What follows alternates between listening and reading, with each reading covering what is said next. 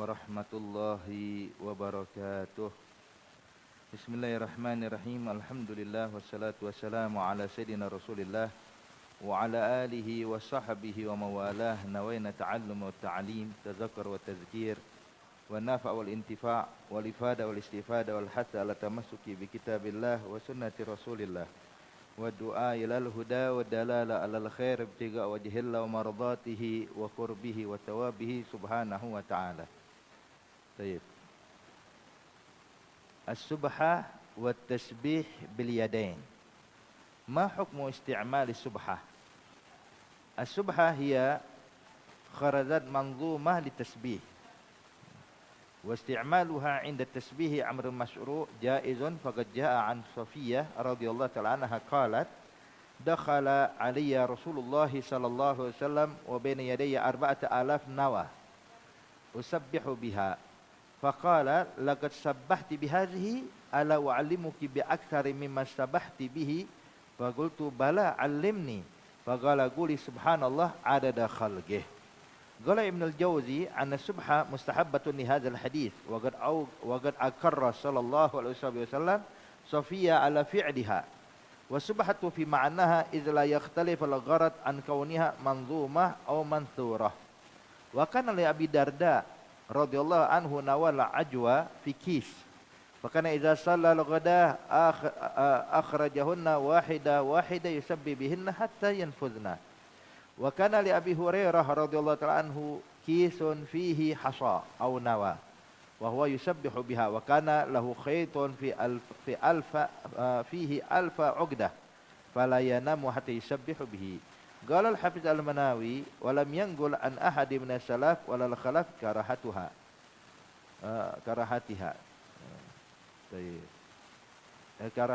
ما حكم التسبيح باليدين؟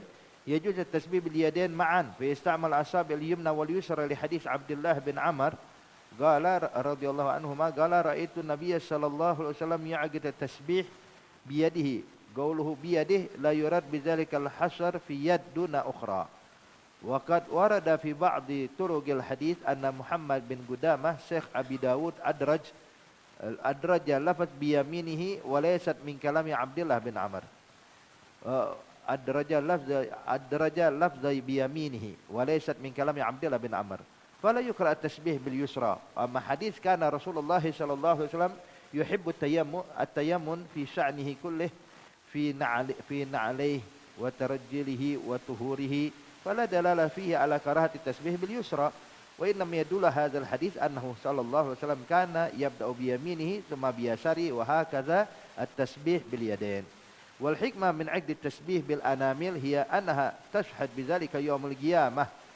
فعن يسيرة وكانت من المهاجرات قال لنا رسول الله صلى الله عليه وسلم عليكن بالتهليل والتسبيح والتقديس ولا تغفلن فتنسين الرحمة واعتقدن بالأنامل فإنهن مسؤولات مستنطقات.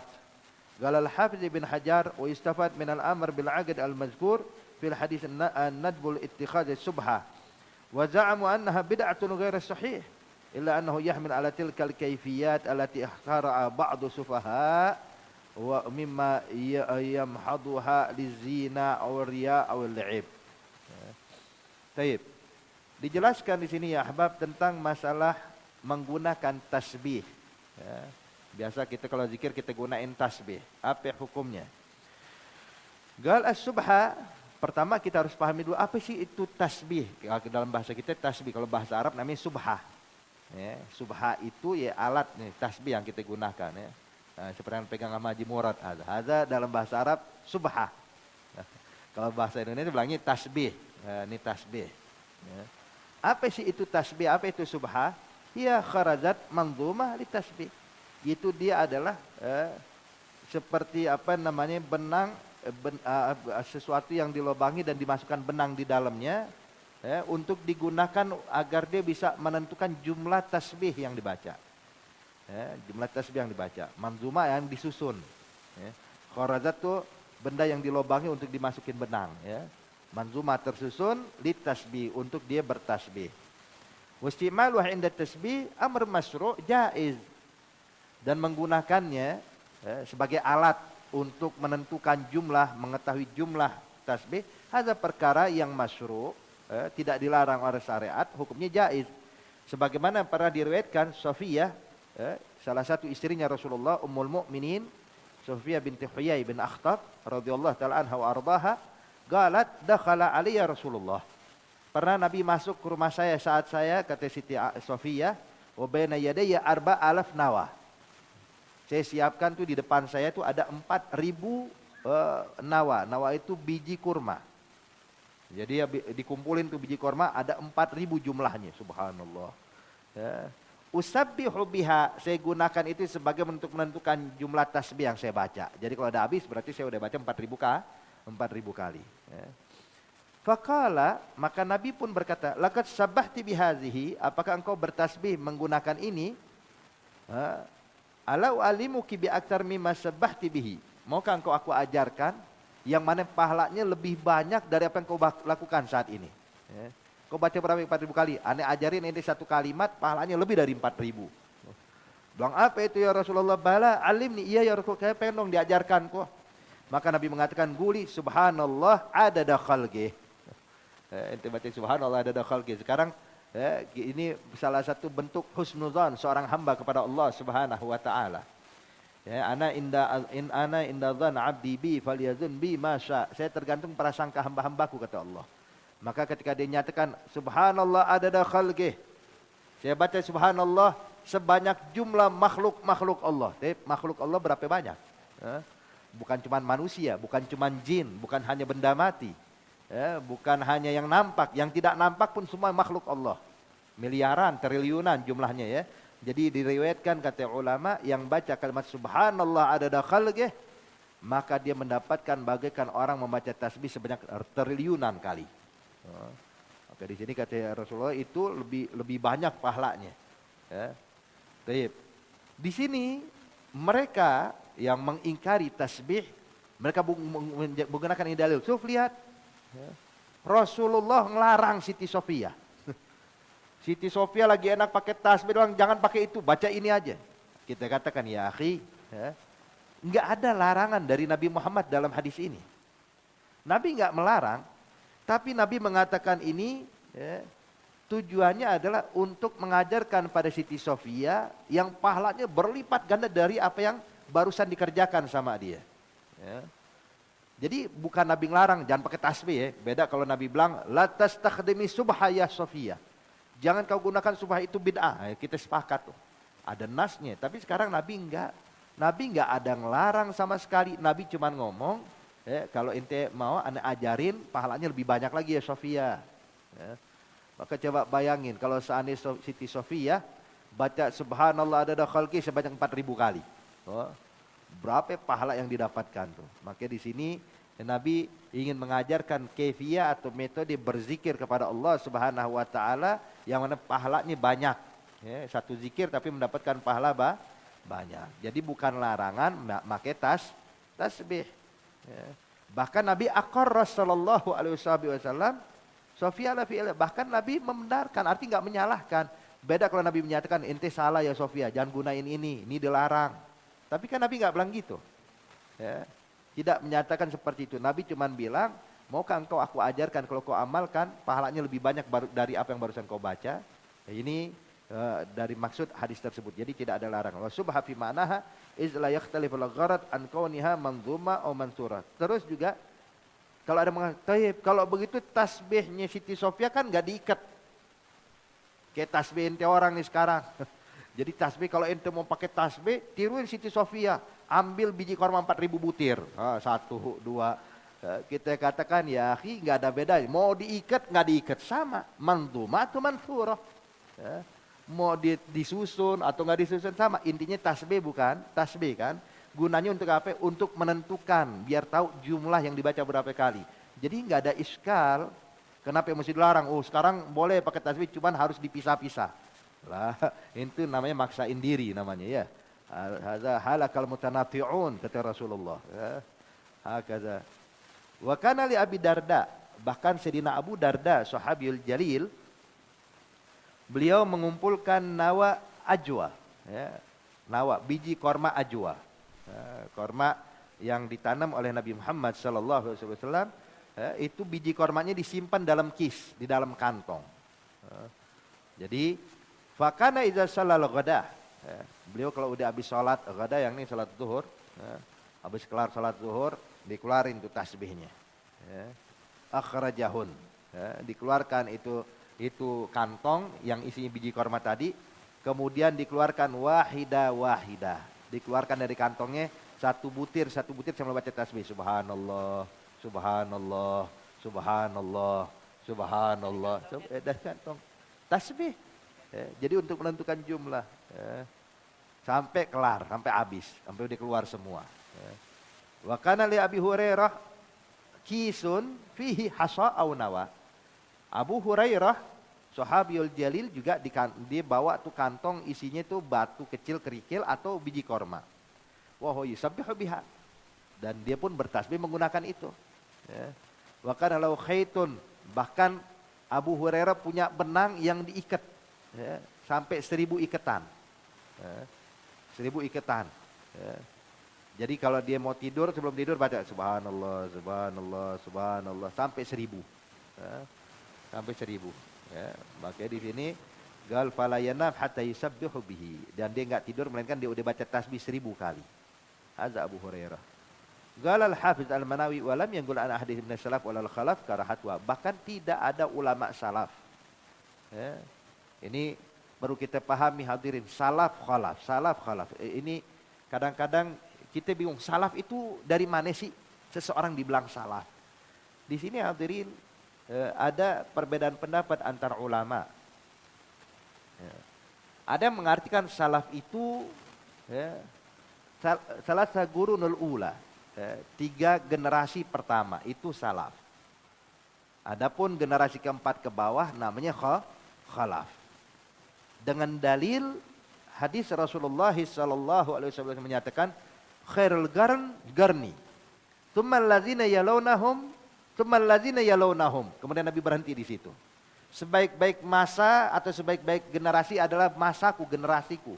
Ini para sahabat. Kemudian generasi setelahnya tabi'in. Kemudian generasi setelahnya ini tabi'ut tabi'in, kemudian Nabi diam di situ. Jadi Nabi menyebutkan 3, tsummal ladzina yalunahum, tsummal ladzina yalunahum. Maka berdasarkan hadis ini, sebagian ulama berpendapat salaf itu ya 3 generasi pertama ini. Sahabat, tabi'in, dan tabi'ut tabi'in. Selebihnya generasi keempat itu namanya khalaf sampai zaman kita saat ini. Ada pendapat sebagian ulama. Ada yang mengatakan as-salaf ma qabla qurun makana qabla 500. Salaf itu adalah masa sebelum masuk abad kelima. Sebelum tahun 500 Hijriah. Sebelum masuk tahun 500 Hijriah. Artinya tahun 100 Hijriah, 200 Hijriah, 300 dan 400 Hijriah, 499 Hijriah masih dinyatakan salaf. Tapi 500 khalaf. Jadi ada pendapat. Fi qaul, kalau kita artikan kalau dari segi bahasa, fil lughah, kalau kembali ke dalam lughah, salaf itu makana qablana. Man kana qablana, siapapun yang sebelum kita namanya salaf. Artinya sebelum kita, orang tua kita salafnya kita, kakek kita salafnya kita, buyut kita salafnya kita, Habib Ali Kuitang salafnya kita, Habib Imam Faqihul Muqaddam salafnya kita, Imamul Haddad, walaupun datang di abad ke-9, datang di abad ke-10, yang penting orang-orang sebelum kita, Wali Songo, mereka semua adalah salaf. Hadza fil lughah. Jadi intinya secara garis besar ucapan Al-Imam Al-Manawi di sini, beliau menyatakan lam yanqul an ahadin minas salaf walal khalaf karahatuha. Artinya dari masa ke masa, mau bilang zaman sahabat, zaman tabi'in, zaman tabi'ut, sampai zaman kita sekarang, tidak ada ulama yang melarang memakai subhah atau memakai tasbih. Enggak ada yang melarang. Bahkan menyatakan makruh pun enggak ada. Yang bilang haram enggak ada, yang bilang makruh pun enggak ada. Jadi dari mana datangnya bid'ah? Justru yang menganggap itu bid'ah, dialah yang bid'ah. Sebab zaman sahabat enggak dilarang, zaman tabi'in enggak dilarang. tabiin nggak dilarang, kok ente toto ngelarang, berarti siapa yang bid'ah? Ya, yang melarang itu yang bid'ah. Jelas ya. Taib, ma hukmu tasbih bil yadain? Taib, kalau kita nggak pakai tasbih atau subhah, zikir pakai tangan, apa hukumnya? Ya. Yajuz at-tasbih bil yadain ma'an. Ya, dibolehkan ya, bertasbih menggunakan tangan kita sebagai menentukan jumlah hitungan. Ya, dengan jari seperti 1, 2, 3, 4, 5 atau dengan unmulah, ya, ruas jari. Ya. Ma'an fistamil asabil yumna wal yusra. Jadi boleh pakai jari kanan, jari kiri. Berdasarkan hadis Abdullah bin Amr, ra'aitu Nabiya sallallahu alaihi wasallam ya'qid at-tasbih biyaminihi biyadihi. Ya, Nabi menghitung, ya'qid artinya menghitung tasbih dengan tangannya. Nah, kalimat dengan tangannya di sini la yurad bidzalkal hasr fi yad duna ukhra. Itu kalimat biyad, yad ini kan mufrad. Ya, sedangkan kita manusia punya 2 tangan. Tapi ketika Nabi bilang Nabi bertasbih dengan tangannya, oh berarti cuma 1 tangan Nabi bertasbihnya. Laisal murad hadza. Bukan yang dimaksud dengan itu hadis Nabi tasbih cuma dengan 1 tangan doang. Ya. Dibolehkan kedua tangan. Wa qad warada ba'du turuqil hadis, tapi ada riwayat hadis yang lain diriwayatkan oleh Muhammad bin Qudamah, Syekh Abi Dawud ad-daraja, dia masukkan kalimat biyaminihi. Biyadihi dalam kurung biyaminihi. Nah, kalimat biyaminihi ini bukan ucapan Abdullah bin Amr. Ya. Bukan ucapan Abdullah bin Amr, tapi ucapan Muhammad bin Qudamah, tambahan dari perawi. Namanya mudraj, hadisul mudraj ya. Adrajal kalam, ya, di dalam hadis, di tengah-tengah hadis. Walaysat min kalam Abdullah bin Amr, tapi ini ucapan Muhammad bin Qudamah. Dan kita tahu ya, hadirin dan mustami'in al-kiram, hadis kalau kita bahas hadis itu ada ma'udhifa ila nabi fahuwal marfu' wa ma'udhifa li tabi'in fahuwal maghtu' wa ma'udhifa li sahabi fahuwal mauquf. Ya. Al-hadisul marfu' dan hadisul mauquf bisa jadi hujjah. Ya, bisa jadi hujjah. God yakun sahih, God yakun hasan, God yakun dhaif, kama zakar ulama mustalah. Sebagaimana disebutkan oleh ulama mustalah hadis, hadis marfu dan hadis mauquf itu bisa hukumnya bisa jadi sahih, bisa jadi hasan, bisa jadi dhaif.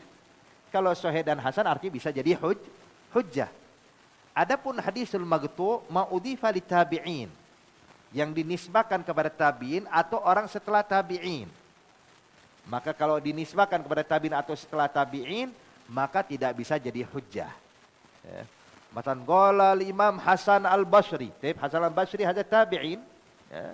Kalau di tabi'in maka hadis ucapan Hasan al-Basri tidak bisa dijadikan hujjah. Boleh kita amalkan, tapi jadi hujjah penentu hukum enggak.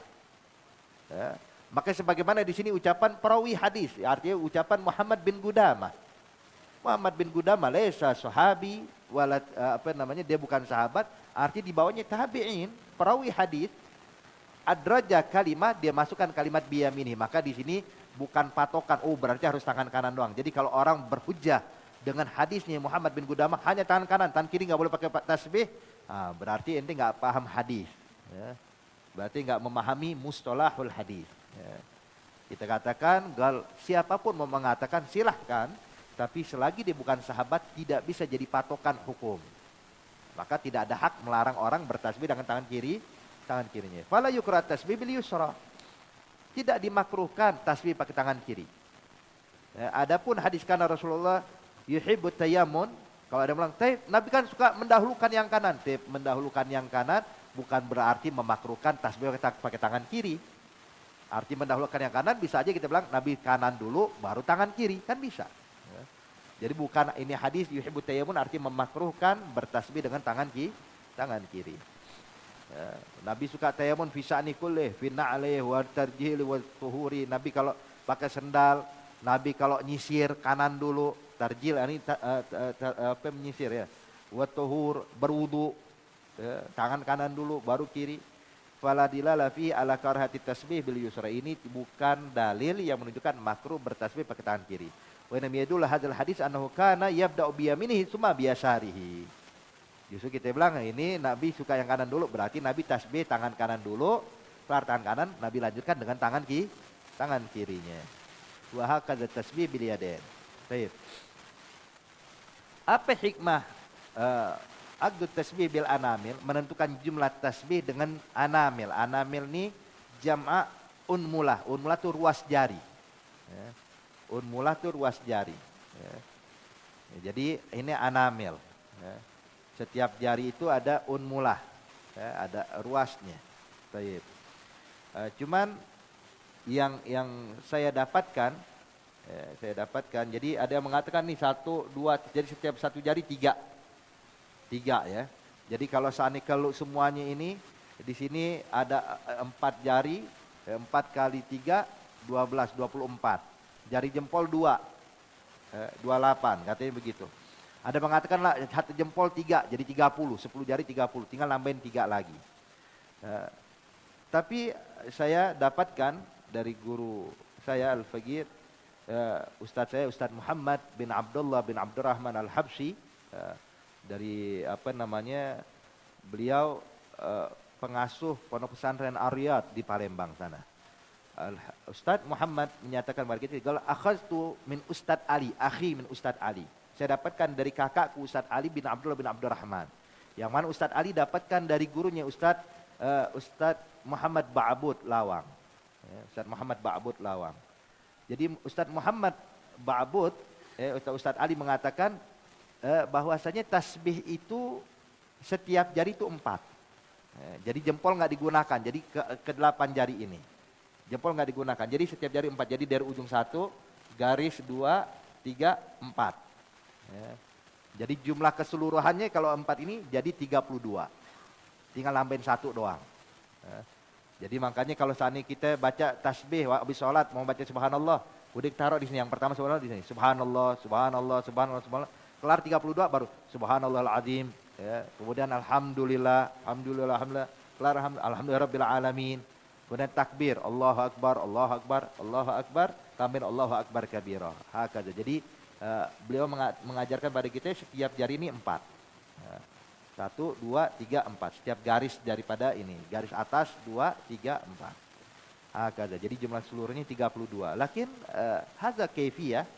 Seseorang boleh melakukan dengan cara apapun. Cuman yang biasa kita lakukan, sebagaimana kita dapatkan dari Ustaz Muhammad, dapat dari Ustaz Ali dari Ustaz Muhammad Ba'abud, ngajarin kayak begitu. Hakadha. Wallahu a'lam. Baik. Jadi hikmah Iqdul tasbih bil anamil hiya annaha tashhad bidzalik yaumal qiyamah. Sebab ini jari kita nih bakal bersaksi nanti di hadapan Allah di hari kiamat. Digunain buat apa aja. Kalau kita sering gunain buat baca tasbih, maka dia bakal bersaksi di hadapan Allah, ya Rabb, saya digunakan biasa untuk baca tasbih, untuk baca tahmid, untuk baca takbir, untuk menentukan jumlah sholawat. Ya. Tentunya penyaksian yang bagus buat kita ya. Maka di tashhad bidzalika yaumal qiyamah. Fa an yusairah, sebagaimana diriwayatkan oleh Yusairah, sahabiyatul jalil, sahabat Nabi, ya, perempuan, sahabiyatul jalilah, kanat minal muhajirat, dia termasuk dari kalangan muhajirat. Qalat, dia berkata, qala lana Rasulullah sallallahu alaihi wasallam, Nabi bersabda kepada kita, alaikun nabi tahlil. Hendaknya kalian baca tahlil, baca la ilaha illallah. Wat tasbih, baca subhanallah. Wat taqdis, sama baca subhanallah. Wala taghfalna, jangan sampai kalian lalai. Wala tansina, ya, jangan sampai kalian lupa daripada rahmat Allah. Ya. Wa'taqidna bil anamil, dan gunakan jumlah untuk menentukan jumlah dengan ruas jari kalian, kata Rasulullah. Dengan ruas jari kalian. Fa innahunna, sebab ruas jari yang ada pada tangan kalian mas'ulat, bakal dipinta pertanggungjawabannya oleh Allah, mustantiqat, bakal berbicara di hadapan Allah. Ya. Semua tangan kita bakal berbicara, bahkan bukan cuma tangan, sampai kulit kita berbicara. Semua yang ada pada tubuh kita bakal berbicara, bersaksi atas apa yang telah kita lakukan selama hidup dalam dunia. Wa hakadha. Qala al-Hafiz Ibn Hajar, wa istafad min al-amr bil 'aqd al-mazkur fil hadits. Maka kalau kita lihat berdasarkan berpatokan dengan ini hadis, berpatokan dengan ini hadis saja kata Ibn Hajar, maka ini adalah menunjukkan dibolehkannya menggunakan tasbih. Loh, Nabi kan bilang pakai jari, na'am. Tapi tujuan dengan jari tujuannya apa? Untuk menentukan jumlah, tasbih juga untuk menentukan jumlah. Jadi tujuannya sama. Terus apa masalahnya? Maka di sini bisa dinyatakan bisa ittikhadul subha. Wa zama annahu bid'ah ghairu sahih. Kalau bilang la tasbih itu bid'ah. Kita bilang bid'ah itu enggak benar. Setelah terbukti para sahabat, para tabi'in mengamalkan itu, bahkan ulama salaf dan ulama khalaf tidak satu pun yang melarang bahkan memakruhkan menggunakan tasbih. Illa kecuali ayyahmila ala tilkal kaifiyat allati ikhtira'a ba'du sufaha. Kecuali yang biasa digunakan, tasbih digunakan sama orang-orang yang bodoh akan agama. Buat apa? Buat muter-muter, buat main-main. Ada orang megang tasbih bukan pakai begini, buat muter-muter doang ya. Buat apa namanya? Cuman buat muter, buat jalan, buat goyang-goyang doang. Arti bukan digunakan. Atau mimma yamhuduha lizina, atau cuma sebagai hiasan, dibawa kemana-mana sebagai perhiasan. Tasbihnya bagus, indah ya, cuma perhiasan, digunain nggak pernah. Yang kayak begini baru tentunya kurang baik, tentunya kurang baik. Sebab dia keluar dari tujuan penggunaan daripada tasbih tersebut. Insyaallah jelas ya. Kemudian kita lanjutkan. Pakai pencet, sama aja nggak jadi. Tujuannya apa? Untuk menentukan jumlah. Mencet 1, 2, 3, 4 nggak jadi masalah. Kan tujuannya sama, untuk menentukan, hanya sekedar untuk menentukan jumlah.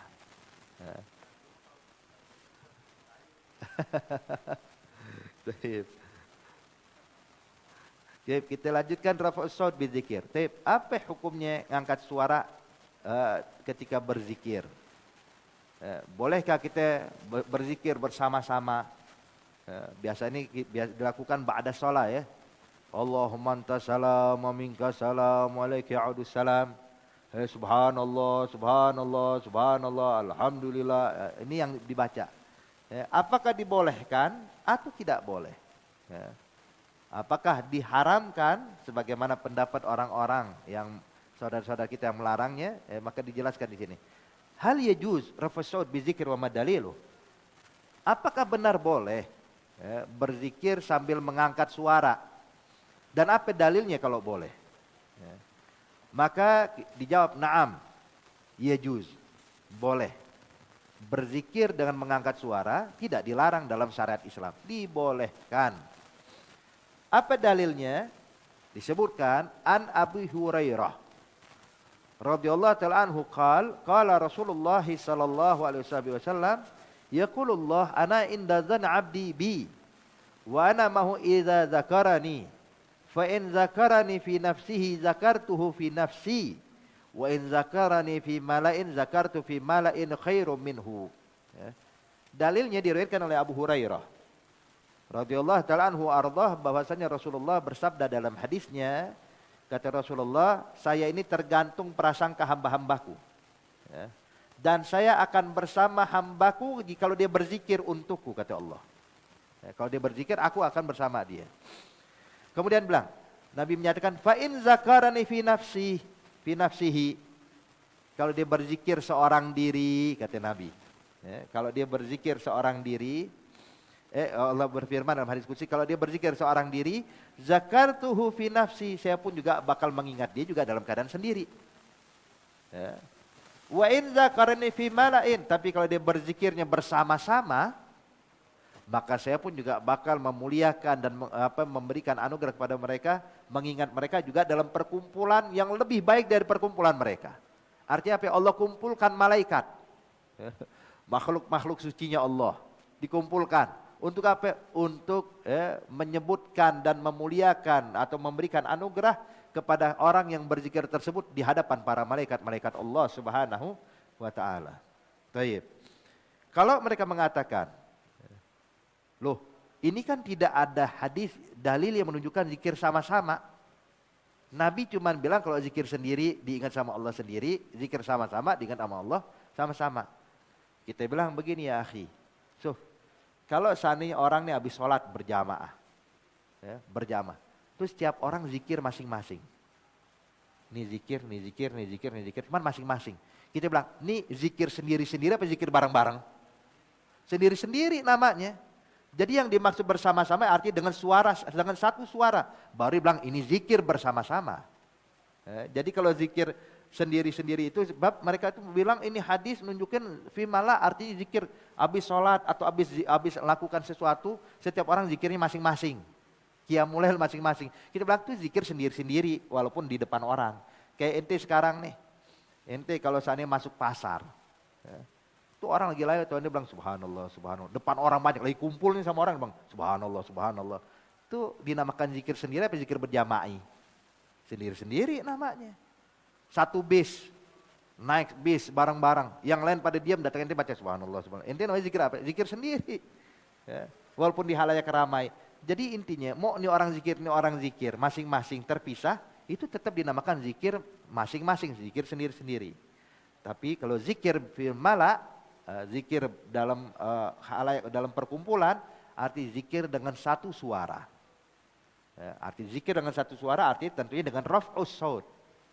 Dengan mengangkat suara, baru dinamakan, baru kebayang zikir berjamaah. Kalau zikir berjamaah sendiri-sendiri, diam-diam ini bukan zikir jamaah, zikir masing-masing namanya. Jadi zikir berjamaah itu bakal kebayang sama kita kalau kita mengangkat suara bersama-sama. Maka di sini nyatakan wa zikir fil mala la yakun illa jahra. Maka ketahuilah zikir berjamaah itu enggak kebayang melainkan harus dengan suara yang dijaharkan. Suara yang dijaharkan. Makanya enggak jadi masalah. Habis sholat kita baca subhanallah, subhanallah, Allahumma antas salam, wa minkas salam. La iskal. Enggak jadi masalah. Toh juga tujuannya untuk mengingatkan orang yang malas. Coba kalau nggak dibaca kayak gitu, orang habis sholat, assalamualaikum ngapain? Jalan. Tapi ketika imam baca Allahumma antas salam, orang yang pengen bangun, wah nggak enak, ikut baca dulu. Akhirnya ikut zikir dia. Nah, makanya ini tujuannya. Makanya coba perhatiin ya ahbab. Kalau habis sholat aja, ente baca Allahumma antas salam, minkas salam, wa alaika ya'udus salam, itu semua orang duduk diam tuh. Satu soft, dua soft, tiga soft, semua ikut baca itu. Tapi coba kalau ente nggak baca, habis salam, assalamualaikum, diam. Ini bangun, itu bangun, coba lihat. Akhirnya orang jadi lupa dari zikir pada Allah Subhanahu Wa Taala. Maka di sini udah tidak dilarang, terus manfaatnya besar, mengingatkan orang untuk berzikir kepada Allah Subhanahu Wa Taala. Kemudian juga orang yang bingung baca zikir apa ya, dengan dituntun dengan imam, maka dia tahu apa yang harus dibaca. Hakadha. Wa anis Sa'ib radhiyallahu ta'ala anhu anna Rasulullah sallallahu alaihi wasallam qala ja'ani Jibril. Jibril datang kepada saya. Faqala mur ashabak yarfa'u aswatkum bitakbir. Itu Rasulullah didatangi oleh Jibril. Terus Jibril bilang, ya Muhammad, ya Rasulullah, mur ashabak, perintahkan sahabat-sahabatmu. Untuk apa? Untuk yarfa'u aswatakum, untuk mengangkat suara mereka ketika baca takbir. Suruh angkat suara, jangan diam. Jangan dalam hati. Tapi kalau yarfa'u saut, angkat suaranya. Diberikan oleh Ibn Abbas radhiyallahu anhu maqal, inna rafa'us saut bidzikir hina yansharifun nas minal maktubah kana ala ahdin nabi sallallahu alaihi wasallam. Qala Ibn Abbas kuntu alam idzan syarafu bidzalika idza sami'tuhu. Baik. Ibn Abbas sahabil jalil habar hadhil ummah. Beliau menyatakan sesungguhnya raf'as saut, mengangkat suara dengan zikir, hina yansharifun nas minal maktubah, ketika orang kelar sholat fardu. Insyiraf di sini bukan insyiraf minal masjid ya. Arti insyiraf ini begitu salam dari sholat fardu. Jadi sebab sebagian mengatakan oh insyiraf arti keluar dari masjid, keluar baca subhanallah. La. Arti insyiraf di sini begitu salam keluar daripada sholat. Keluar daripada sholat fardu. Al-maktubah ini sholat fardu, sholat 5 waktu. Karena ala ahdin nabi. Dia bilang ketika di masanya Rasulullah, artinya Nabi masih ada, saya mendengar para sahabat itu baca zikir, bertasbih, raf'as saut bizikir hina yansyarifun nas min salatil maktubah. Arti di zaman Rasulullah pun, kata Ibn Abbas, itu sahabat dan Rasulullah baca zikirnya jama'i, biraf'is saut. Kata Ibn Abbas, saya dengar kok, kata Ibn Abbas, apa yang mereka baca.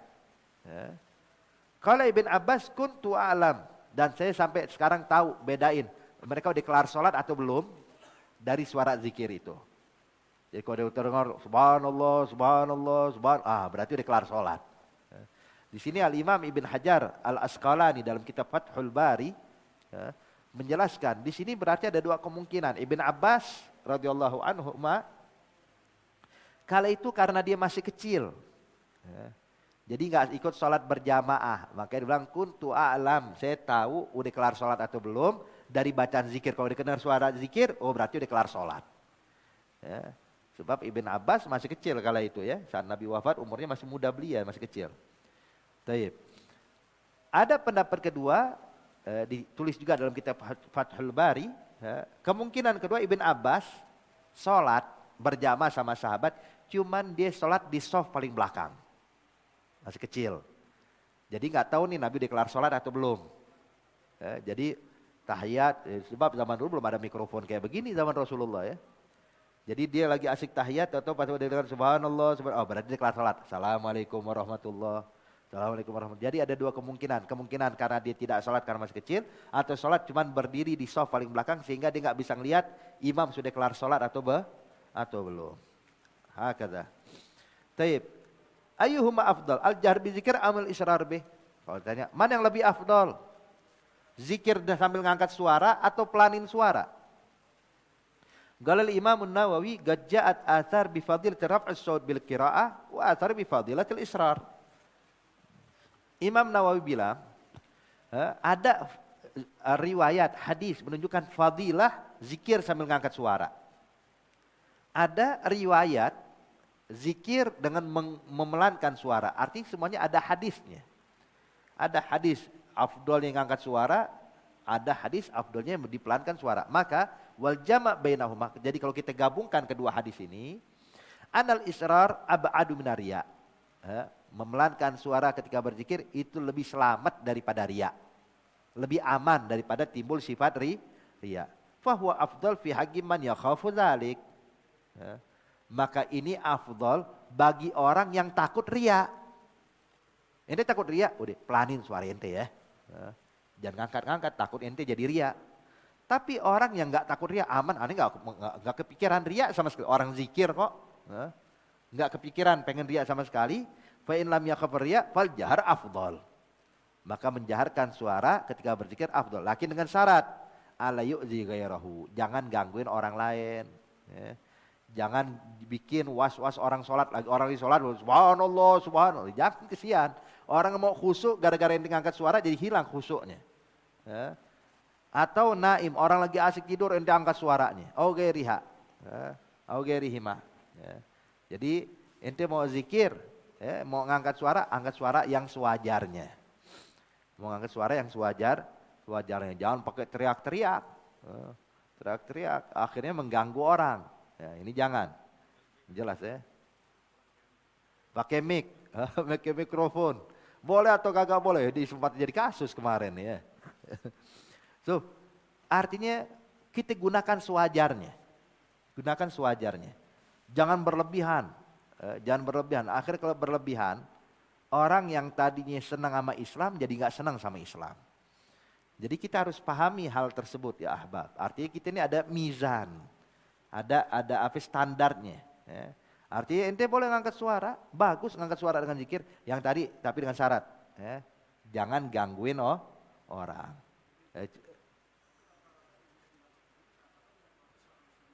Itu dia. Yang protes orang Islam juga karena lemah imannya. Ya, lemah iman. Enggak senang dengan zikir. Enggak jadi masalah. Yang penting khalas artinya kalau sana ini terlalu pelanin dikit deh suaranya. Pelanin dikit. Masih keganggu. Pelanin dikit lagi, masih keganggu. Saya bilang udah enggak keganggu. Khalas, ntar jadi juga malu sendiri. Juga malu sendiri artinya waduh sampai pelan banget.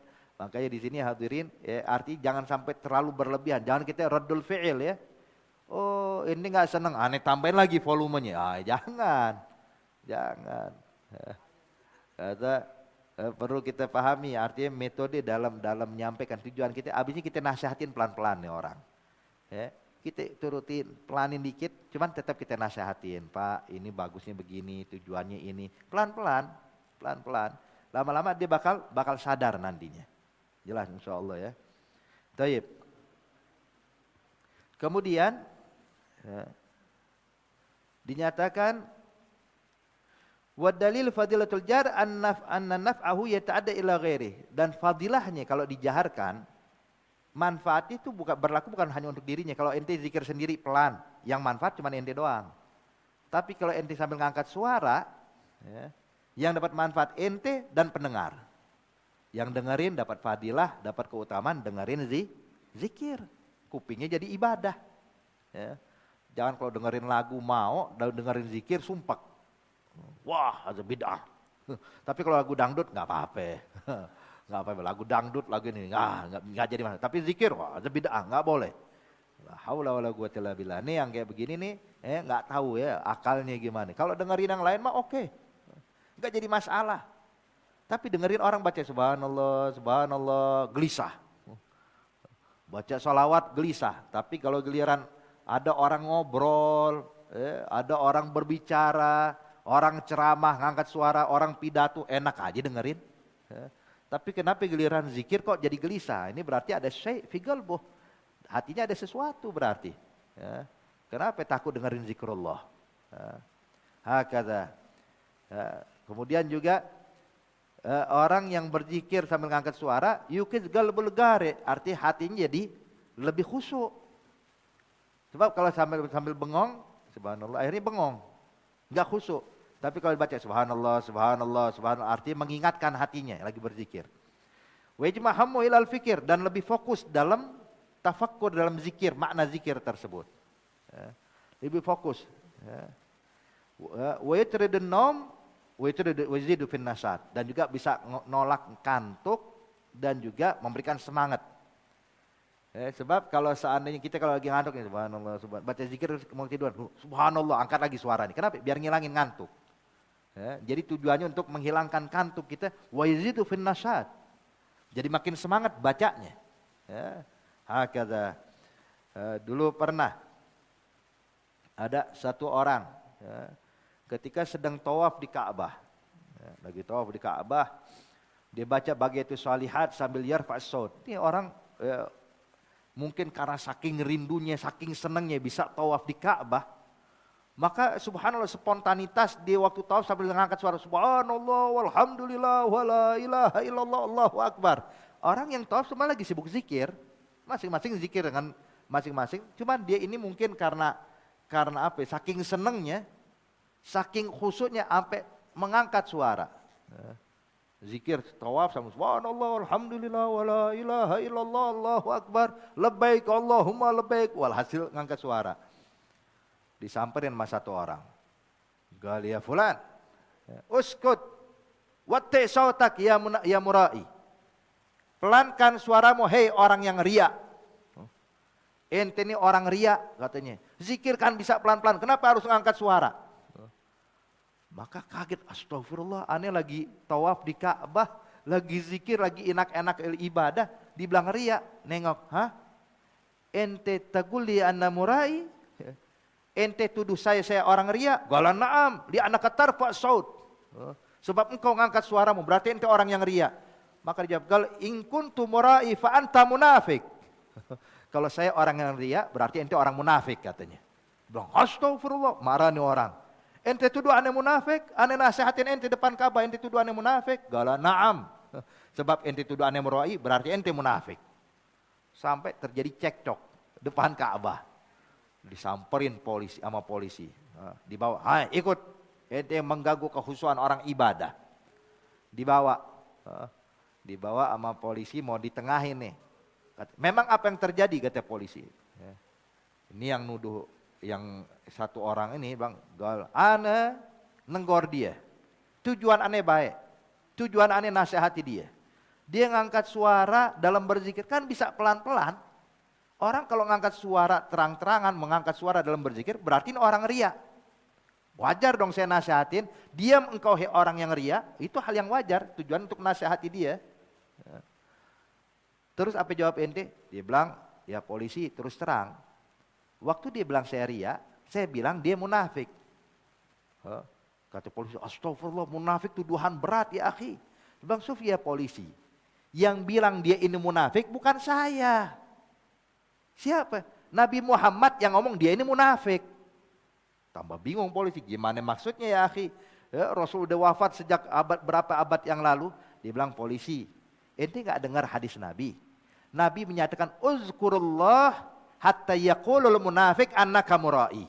Ya.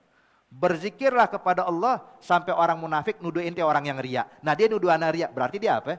Kata polisi, iya munafik berarti ente. Coba lihat. Hak kata hadirin, jadi nggak ada hak. Ya. Ente kalau mau nasihatin. Kalau emang mengganggu, nanti ya akhi, tolong pelanin suara ente ganggu orang. Itu wajar. Ya. Tapi kalau langsung ente murai, ente orang yang riya, mentuduh macam-macam, hazama yang bagi, nggak sepatutnya dalam memberikan nasihat.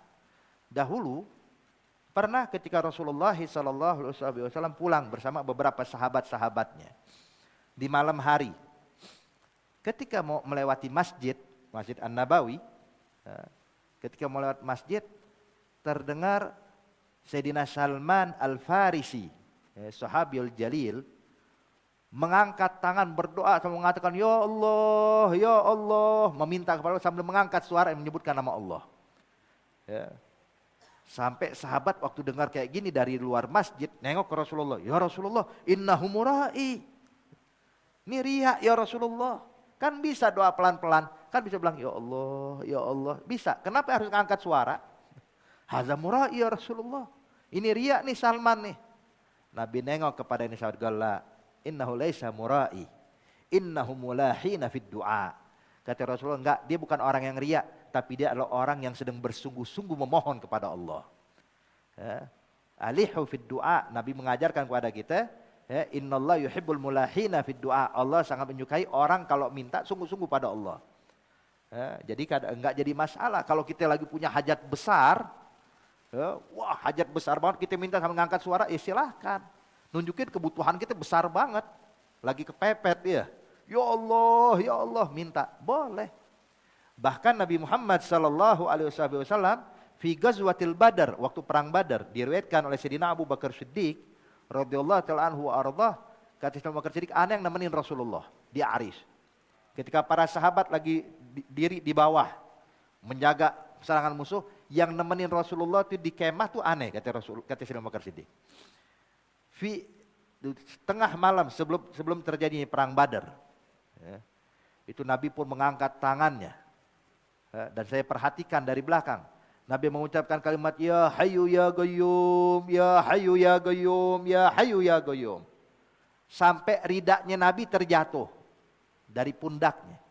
Maka saya enggak tega, kata Sayyidina Abu Bakar Siddiq, melihat Rasulullah seperti ini, saya pungut ridaknya Rasulullah, saya taruh lagi di pundak Rasulullah, saya peluk dari belakang sambil nangis. Hasbuk ya Rasulullah. Cukup ya Nabi Muhammad, cukup ya Rasulullah. Allah pasti nolong engkau ya Nabi Muhammad.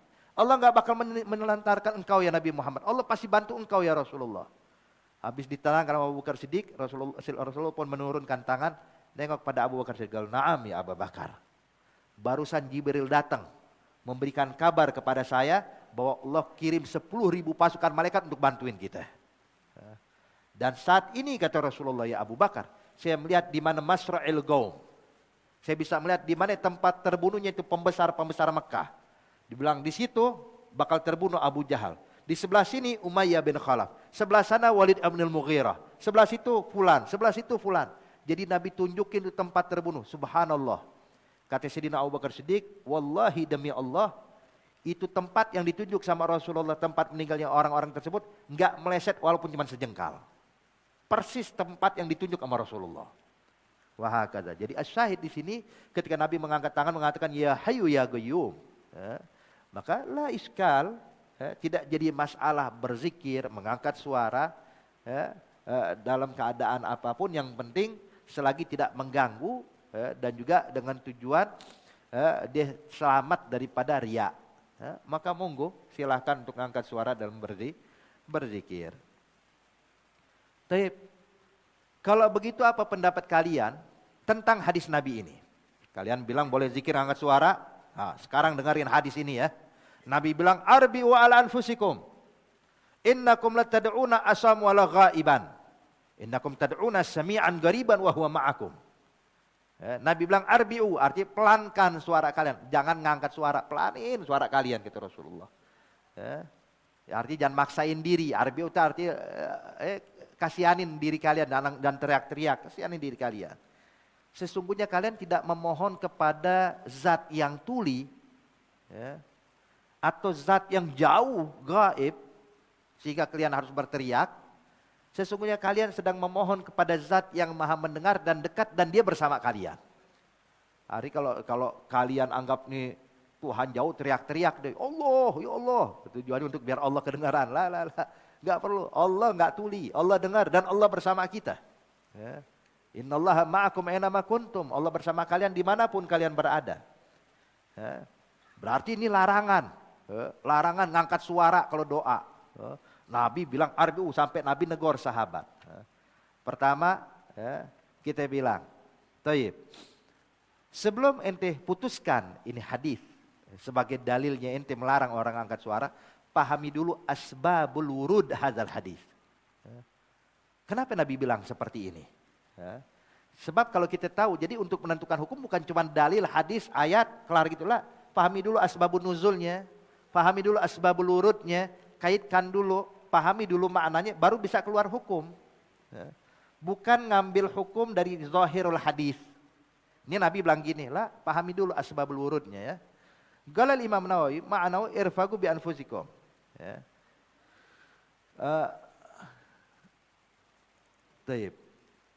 Sebelumnya saya mau jelaskan dulu, ini hadis ya, diriwayatkan saudara sekalian ketika Nabi sedang melakukan perjalanan jihad.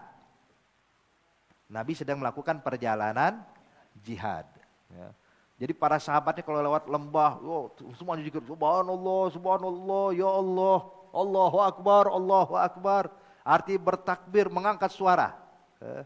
Maka Nabi ngelihat nih sahabat, irfagu, arti pelankan suara kalian. Arti ini nggak usah takut, Allah sama kita. Nggak usah khawatir. Jadi ini ayat, ini hadis, asbabul wurudnya diberikan pada saat jihad. Adapun hadis yang kalian larang, orang habis sholat nggak boleh ngangkat suara, apakah nggak cukup dengan hadisnya Ibn Abbas tadi?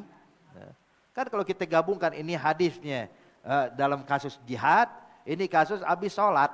Jangan kasus jihad dipakai dalam sholat dan lain-lainnya ya. Makanya jelas sekali. Dan ini juga hadis kalau memang bisa digunakan untuk selain jihad, maka dijawab di sini. Fafihi nadab ila khafdis saut. Ini adalah hadis menunjukkan disunnahkan khafdis saut, memelankan suara berzikir izalam tada hajatin la raf'ih. Kalau memang enggak butuh ngangkat suara. Ya. Kalau enggak butuh ngangkat suara ya udah pelahanin aja, enggak jadi masalah. Ya. Fa in da'at haja ila raf'is saut, tapi kalau emang butuh untuk ngangkat suara, contoh ya, untuk ngajarin orang, untuk ngingetin orang, ya, atau biar memberikan semangat. Hadza da'atul hajah. Biar semangat, biar hilang kantuk, biar jadi semangat bacanya, biar berikan manfaat pada yang lain, maka ada artinya nggak jadi masalah untuk mengangkat suara. Tapi kalau ini lagi sendiri, ya, khalwat, lagi tahajud, khalwat di rumah, ya, jangan teriak-teriak, nggak butuh, cukup buat ini subhanallah, subhanallah, subhanallah. Ada masih da'i, tidak dibutuhkan tinggal angkat suara.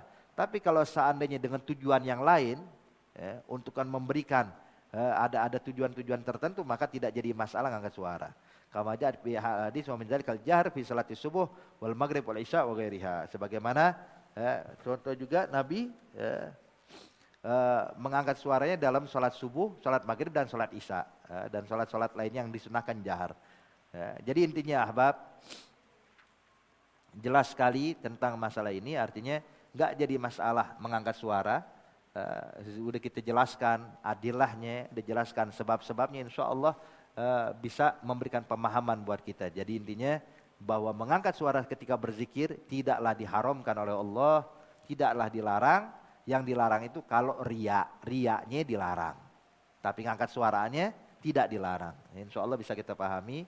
Wallahu ta'ala alam bisawab. Al-Fatihah bil qabul. Wa taman ma'mul ala hadhihi niyya wa kullu niyatin shalihah wa ila hadratin nabi Muhammadin sallallahu alaihi wasallam. Al-Fatihah.